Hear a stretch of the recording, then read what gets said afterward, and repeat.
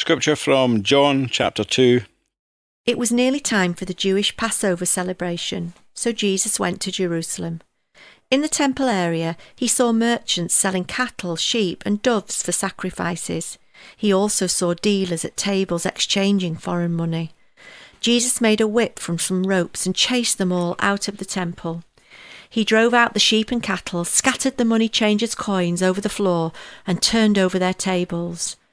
Then, going over to the people who sold doves, he told them, "Get these things out of here. Stop turning my Father's house into a marketplace." Then his disciples remembered this prophecy from the Scriptures. Passion for God's house will consume me. But the Jewish leaders demanded, "What are you doing? If God gave you authority to do this, show us a miraculous sign to prove it." "All right," Jesus replied. "Destroy this temple, and in 3 days I will raise it up." "What?" they exclaimed. "It has taken 46 years to build this temple, and you can rebuild it in 3 days?" But when Jesus said this temple, he meant his own body. After he was raised from the dead, his disciples remembered he had said this, and they believed both the Scriptures and what Jesus had said.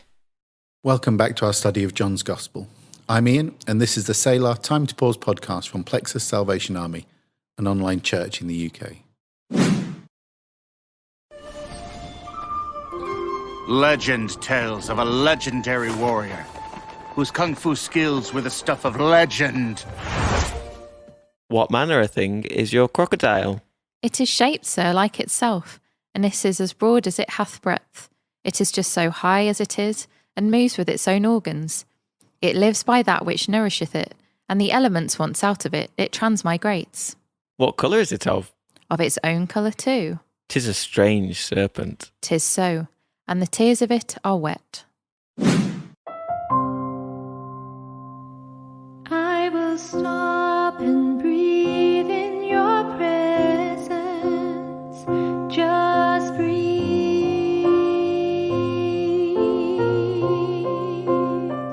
Just breathe.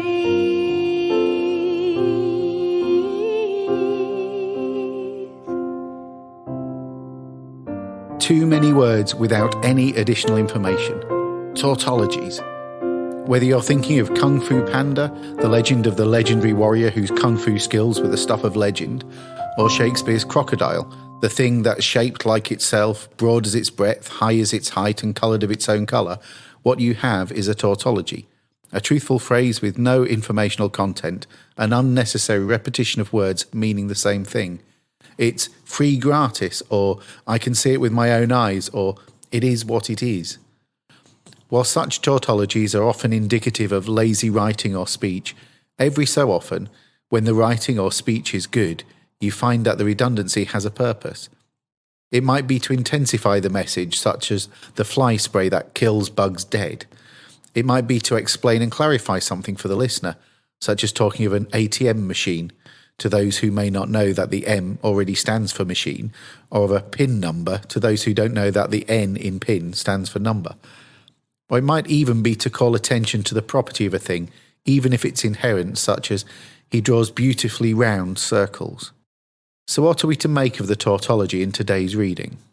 It was nearly time for the Jewish Passover celebration, so Jesus went to Jerusalem. The Jewish Passover? Or as other more literal translations might say, the Passover of the Jews? What other Passover is there that John could possibly have been referring to? None. The word Passover would have been sufficient, so why does John use this tautology?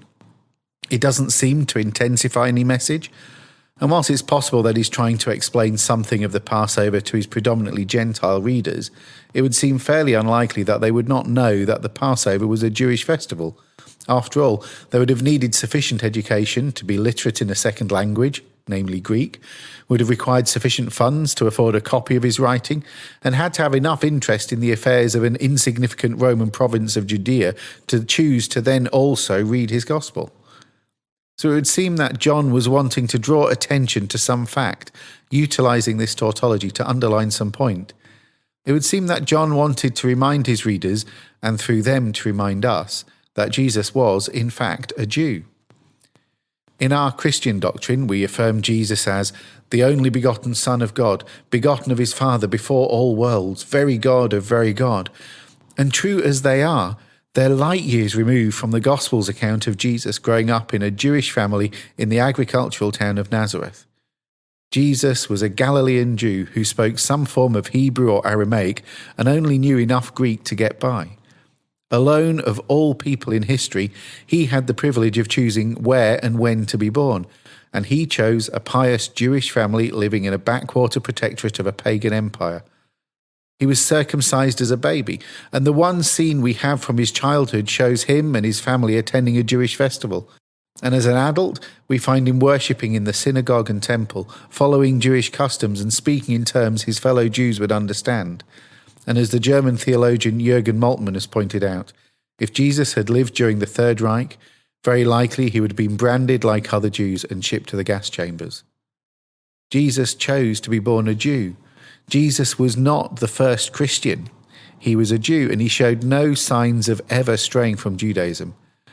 Even though we may have seen pictures of Jesus with flowing blonde hair and bright blue eyes, that's not the Jesus of John's Gospel, or indeed of any legitimate gospel. We cannot remove Jesus from Judaism, nor can we remove his Jewishness from him without losing sight of who he was or is. His Jewishness was not by accident. And as we'll see in the story we're about to come to, the ideas of Jesus' character that we may have grown up with are also about to fall too. The Jesus we're about to encounter within the temple is not a gentle Jesus, all meek and mild. No, this Jesus is not a calm, cool and collected, cross-legged meditating guru serenely dispensing wisdom to attentive Padawan. No, this Jesus will overturn and fling tables, scattering the money of others far and wide, a one-man riot. This Jesus will gather ropes, braid them into a whip and use it to physically chase cattle, sheep and even people fleeing before him in fear of the agonizing bite of the stinging lash he wields. This picture of Jesus will challenge us to find real answers to hard questions, because this is not the Jesus we grew up with and were taught about in Sunday school. This real Jesus is often explained away in hushed, pseudo-holy tones. This emphasis by John to his Gentile readership, which includes us, that Jesus was and is a Jew, is a signifier from John that we need to set aside our predetermined ideas as we read his gospel. He's already told us in his prologue that the Jesus we will encounter is going to be truly wonderful, and that we'll learn that he is God incarnate. But if we are to truly meet him, we need to meet him in his time, in his place, and as a member of his chosen people, Rabbi Yeshua bar Joseph. Because this is something that we can sometimes, and do too easily, forget. In fact, it may be something we've never yet properly realized. Philip Yancey wrote this. As I got to know Jesus, the realization sank in that he probably did not spend his life among Jews in the first century merely to save Americans in the 20th. The mission of God and the story that John is telling is much greater than to just encompass us. It's too easy to see only the Jesus of our preconceptions, but John is going to show us the real Jesus.